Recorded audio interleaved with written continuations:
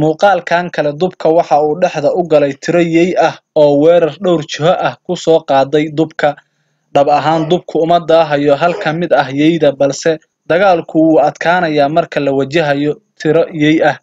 sidaa darteed waxa uu go'aansaday inuu dagaalka iskaga baxo balse yeydu ra'yi kale ayay lahaayeen oo weerarka kama joojin dubka ilaa uu si toos ah meesha uga baxsado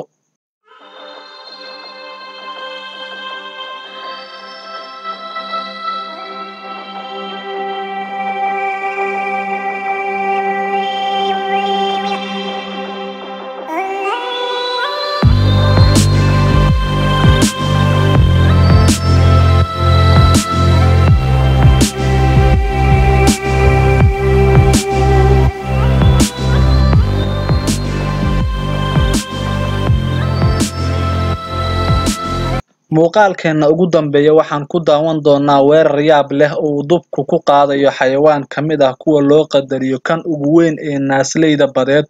oo aan ku magacaabi karno maroodiga badda carabi ahaanna waxaa loo yaqaanaa xayawaanul bad English ahaanna whales waa xayawaan awood u leh ku noolaanshaha badda iyo bariga inkastoo miisaanka iyo xajmiga noolahan uu weyn yahay ku daro uu leeyahay ilka dheer adag oo af badan